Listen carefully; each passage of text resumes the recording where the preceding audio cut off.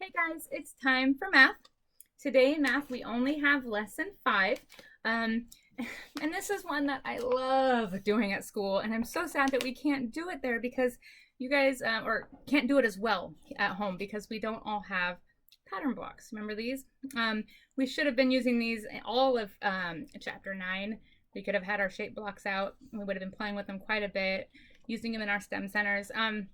But unfortunately, you guys are going to be watching me do it a lot. I'm sorry. And just recording some numbers and some information. So go ahead and lay that down and watch the video. Have your pencil handy because you'll be jotting down a few things here and there. All right. So the title of this lesson is Composite Shapes. Composite shapes means that you're going to take a bunch of different shapes and put them together to make a new shape. Okay.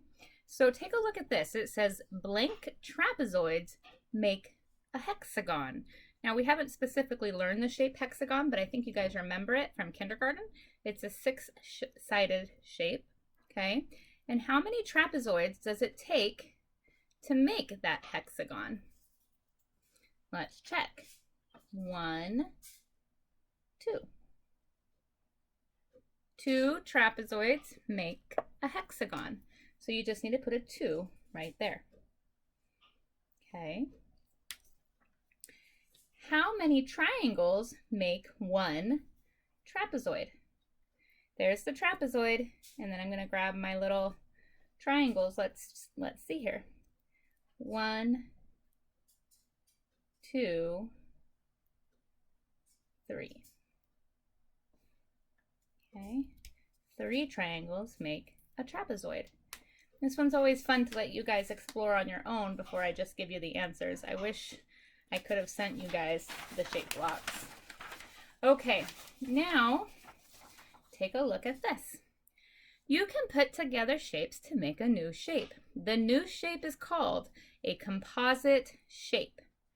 Take a look at this one. This one's going to take the rhombus or the diamond and put it together with a triangle to make a trapezoid. Okay, awesome. Now this one says use 2 pattern blocks. How many? 2 pattern blocks to make each shape. Draw a line to show your model. Circle the blocks you used. Okay, so look at this. Out of a rhombus, squares, and a trapezoid, which 2 shapes would you use out of those to make this giant rectangle? What do you think?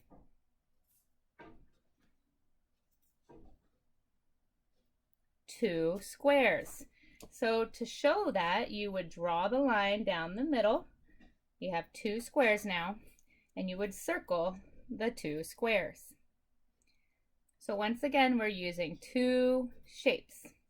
Which 2 shapes would you use to make this giant triangle out of these ones? So I have a square, a triangle, a trapezoid, or a rhombus. I need 2.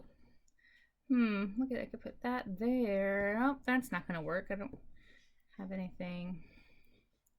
Can I put that? No. What about that?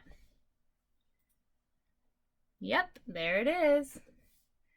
It's a triangle and a trapezoid right there.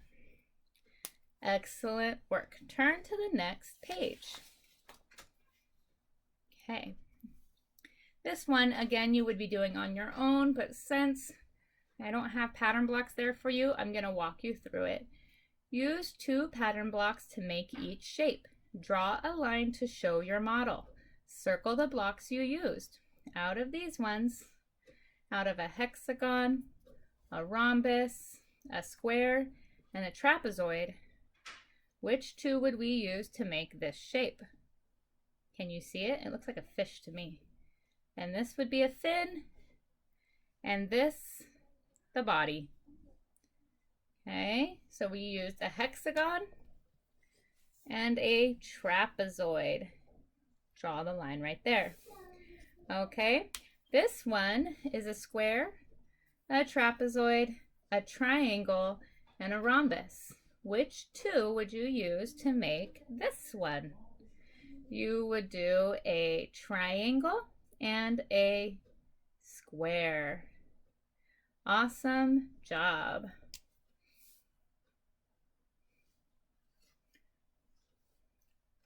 Very cool. Now this one would have you do your own. It says pick two of these shapes and make your own composite shape.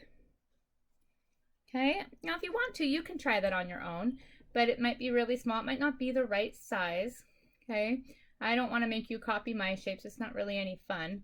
Okay, but you can try and come up with your own design using those shapes. You only need to use two. If you wanted to use more, that would be okay. Go ahead and pause the video and do those. And then turn to the back. Okay. Number 7. Circle the pattern block that can be used 2 times to make this shape. So if you use 2 triangles or 2 rhombuses, 2 trapezoids, 2 hexagons, or 2 squares. And the answer is 2 trapezoids. Okay. How many of these would it take to make that? The answer is 2. Oops, mine got curved. Maybe yours will be straighter. All right, the hot problem. If the 4 shapes are combined, what shape do they make? Tell how you know. Okay, we're gonna not do the whole problem. We're just gonna write the name of the shape that they make. And it makes a circle.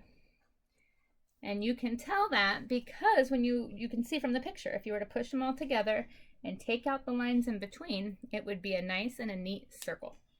All right, go ahead and flip to this page. Now this, my homework page, I want you to go ahead and work on that on your own. And that will be your independent work for today. And that one, they expect you to not have pattern blocks at home for the homework piece. So this one you can do just by doing what we did together, but you have to kind of use your imagination. You don't have the actual blocks to practice with, okay? You just have to try your best without them. All right, so go ahead and do the front and back side of that one as your independent work. And then you can spend another 10 minutes or so in Starfall or maybe Max or Connected Backdash and do some addition and subtraction practice, okay?